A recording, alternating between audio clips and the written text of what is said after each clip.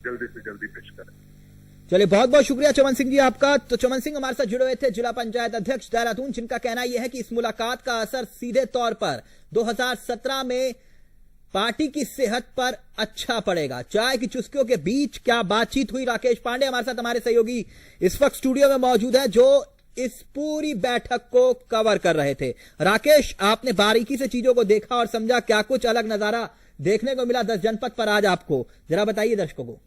देखिए तिलक, जो भी पंचायत प्रतिनिधि थे वो एकदम मतलब पूरी तरह से आला कमान से मिलने के लिए उत्सुक थे। जिस तरह से जो उनका बॉडी लैंग्वेज था, बाहर इतनी तगड़ी सिक्योरिटी थी कि एक एक व्यक्ति को जाने के लिए वो किया जा रहा था, लेकिन हर व्यक्ति की ये आस बंधी रह रही थी कि कहीं ऐसा तो नहीं कि मैं छूट जाऊं, कहीं ऐसा तो नहीं रेस में मैं छूट जाऊं, मैं आगे पहुंच जाऊं। इस तरह की स्थिति। प्रदेश अध्यक्ष जी थे किशोर उपाध्याय जी, वो लगातार लोगों को मॉनिटर कर रहे थे और एक नाम अंदर बुलाया जा रहा था और सब लोग जाने के लिए उत्सुक थे। तो जो बॉडी लैंग्वेज था तिलक, वो बहुत ही उत्सुकतापूर्ण था। यानी राकेश, आप कह सकते हैं कि जो चेहरों को आप अब तक तस्वीरों में देखते थे, वो अपने सामने उनको देखने का मौका मिल रहा था, क्योंकि ग्रास रूट के कार्यकर्ता हैं। निश्चित रूप से तिलक, सामान्यतः ये यही होता है कि जो ग्रास रूट के कार्यकर्ता होते हैं, जो जिला और पंचायत लेवल के कार्यकर्ता होते हैं, वो अधिक से अधिक मुख्यमंत्री तक अपनी बात रखते हैं, प्रदेश अध्यक्ष तक अपनी बात रखते हैं। सीधे आला कमान से मुलाकात उनकी नहीं हो पाती, बहुत कम ऐसे कार्यकर्ता होते हैं। लेकिन जो आज ये क्षण था उनके लिए बहुत ही मतलब उनकी बातों से ऐसा लग रहा था कि वो बहुत गौरवान्वित महसूस कर रहे थे। जब वो अंदर से, जब वो आपको बता दें कि जब टी पार्टी खत्म हुई और जब अंदर से वो बाहर आ रहे थे, तो उनके जबान पे सोनिया गांधी, राहुल गांधी और अंबिका सोनी, हरीश रावत, प्रदेश अध्यक्ष किशोर उपाध्याय के नारे लगातार और बहुत ही ओज और बहुत ही मतलब उत्साहित होकर लगा रहे थे, खुशी के। लेकिन 2017 के नजरिए से राकेश समझना चाहेंगे, क्योंकि बार बार जिक्र किया जा रहा है कि ये ग्रास रूट के कार्यकर्ताओं के बीच में अच्छी पकड़ होती है और लिहाजा इस बात का इल्म हरीश रावत को भी है, क्योंकि राजनीतिक शुरुआत उन्होंने वहीं से की है। इसलिए पंचायतों को मजबूत करने के लिए हरी सरकार उतावली दिखाई दे रही है। देखिए तिलक, ये तो राजनीतिक इच्छा शक्ति की बात है कि कितनी ये भी मौजूदा जो सरकार है, ये कितनी मतलब सुदृढ़ इच्छा शक्ति के साथ पंचायतों के गठन और पंचायतों को उनके अधिकार देने की तरफ अग्रसर हो रही है।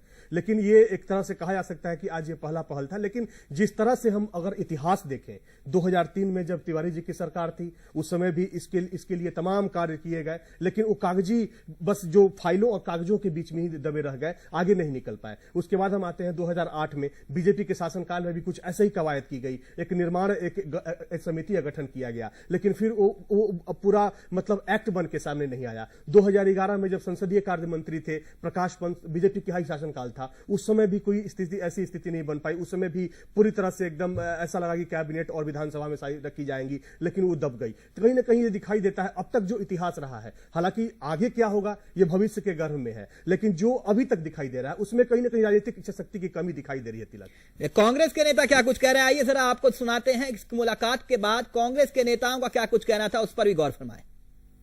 खंड में कांग्रेस हरीश रावत जी मुख्यमंत्री और किशोर उपाध्याय जो प्रदेश अध्यक्ष, उनके नेतृत्व में पूरी मजबूती से हमने पंचायत चुनाव में 70 से 80% सीटों पर जीत हासिल की है। हमने जो विधानसभा के उपचुनाव उनमें तीनों सीटों को हम भारी मतों के अंतर से जीते हैं और हम 2017 की तैयारी में लग गए हैं। और उसके साथ साथ जो सदस्यता अभियान चल रहा है उस पर जो 10,000 से अधिक मतदान केंद्र, उन सब पर हम मतदान करेंगे। का उद्देश्य जो आज मिलने का था हमारे माननीय मुख्यमंत्री हरीश रावत जी ने ये मिलन का कार्यक्रम रखा था। हमारे जो निर्वाचित पंचायत के नवनिर्वाचित पंचायत सदस्य हैं वो मिलने आए थे। आपके नगर पंचायत, क्षेत्र पंचायत, जिला पंचायत और ग्राम पंचायत के सारे लोग मिले और उनका आशीर्वाद लेने हम आए थे। बहुत सारी हमारी समस्याएं थी जिसके समाधान के लिए हमने उनसे निवेदन किया है, उन्होंने उस पर कार्रवाई करने की बात कही है। जी हाँ, कुछ बातें भी रखी गई हैं। और इससे पहले राकेश, क्योंकि 1-2 दिन पुरानी बात है, पंचायतों को मजबूत करने के लिए संकेत सीएम ने दिए थे और कुछ मुद्दों पर बातचीत हुई और बकायदा इस बैठक पे पहुंचने से पहले कुछ टिप्स भी दिए गए थे। राज्य मंत्री तक का संकेत दिया है।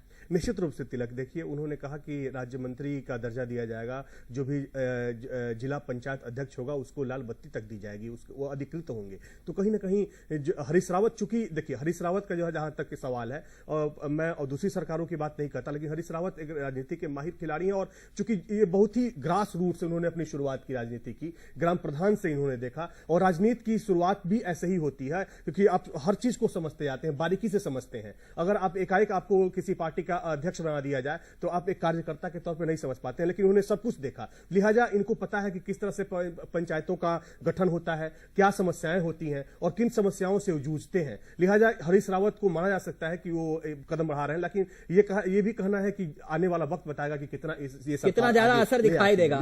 लेकिन कोशिश है कांग्रेस की, असर क्या दिखाई देगा